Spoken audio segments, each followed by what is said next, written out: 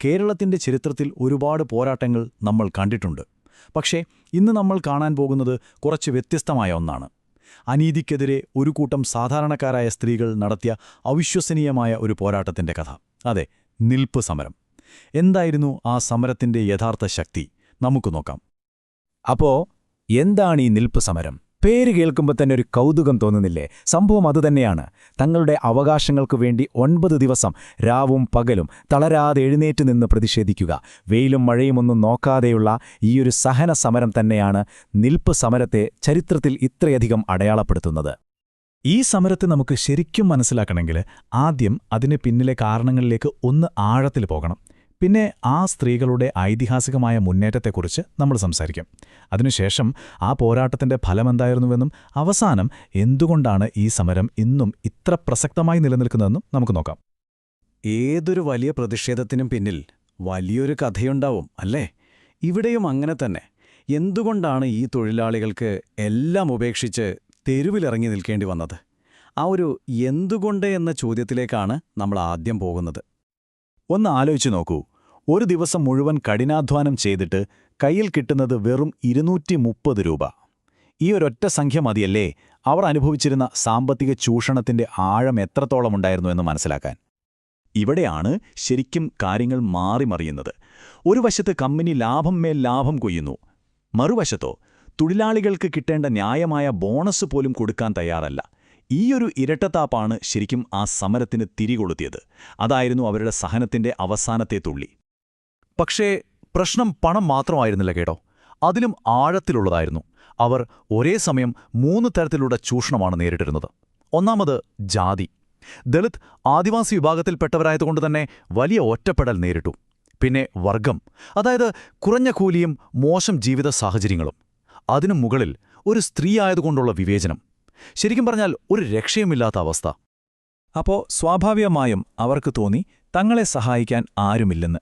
തങ്ങൾ വിശ്വസിച്ചിരുന്ന യൂണിയനുകളും രാഷ്ട്രീയക്കാരുമെല്ലാം കൈവിട്ടു. ഈയൊരു തിരിച്ചറിവിൽ നിന്നാണ് ഇനി നമ്മൾ തന്നെ ഇറങ്ങണം എന്നൊരു തീരുമാനത്തിലേക്ക് അവരെത്തുന്നത്. അങ്ങനെയാണ് പൊമ്പിള ഒരുമൈ എന്ന ആ പ്രസ്ഥാനം ജനിക്കുന്നത്. അതെ, അങ്ങനെ നമ്മൾ ഈ കഥയിലെ യഥാർത്ഥ ഹീറോകളിലേക്ക് വരികയാണ്. സ്വന്തം വിധി സ്വയം എഴുതാൻ തീരുമാനിച്ച ആ ഒരു കൂട്ടം സ്ത്രീകളിലേക്ക്. പൊമ്പിള ഒരുമൈ, അതായത് സ്ത്രീകളുടെ ഐക്യം. ആ പേര് തന്നെ എല്ലാം പറയുന്നുണ്ടല്ലേ? അതൊരു വെറും സംഘടനയുടെ പേരല്ലായിരുന്നു. തങ്ങളിനി മിണ്ടാതിരിക്കില്ല എന്നൊരു ഉറച്ച പ്രഖ്യാപനം കൂടിയായിരുന്നു അത്.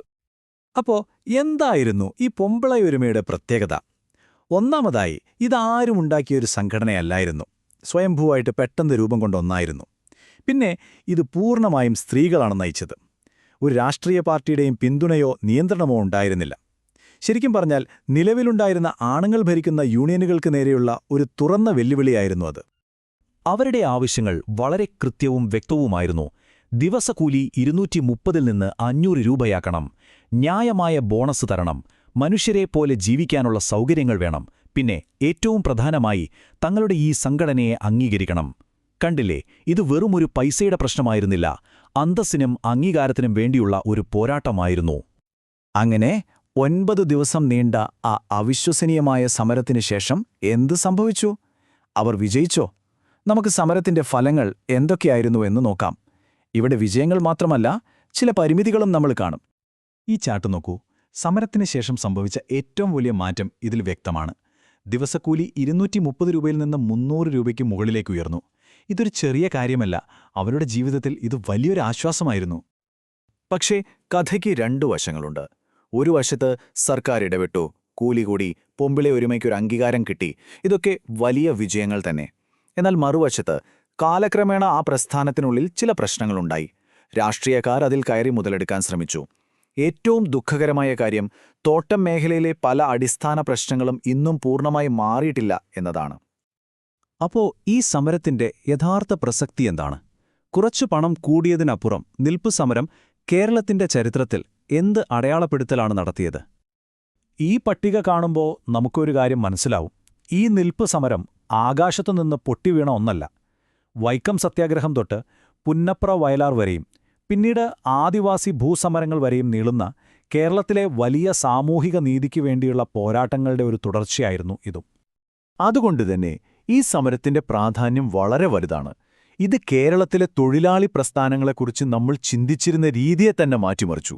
വർഗം, ജാതി, ലിംഗം ഇവ മൂന്നും എങ്ങനെയാണ് ഒരാളെ ജീവിതത്തിൽ ഒരുമിച്ച് പ്രവർത്തിക്കുന്നതെന്ന് ഇത് ശരിക്കും വരച്ചുകാട്ടി.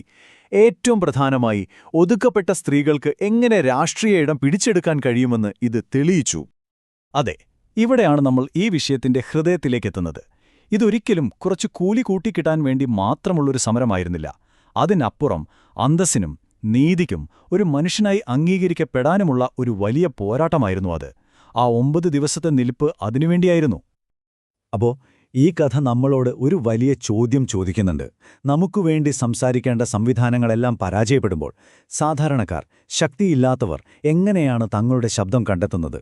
പൊമ്പിളെ ഒരുമയിലെ സ്ത്രീകൾ അതിനൊരു ഉത്തരം അവരുടെ ജീവിതം കൊണ്ട് കാണിച്ചു തന്നു, തളരാതെ ഒരുമിച്ചു നിന്നുകൊണ്ട്. ഇതാണ് നിൽപ്പ് സമരം നമ്മളോട് ചോദിക്കുന്ന ഏറ്റവും വലിയ ചോദ്യം.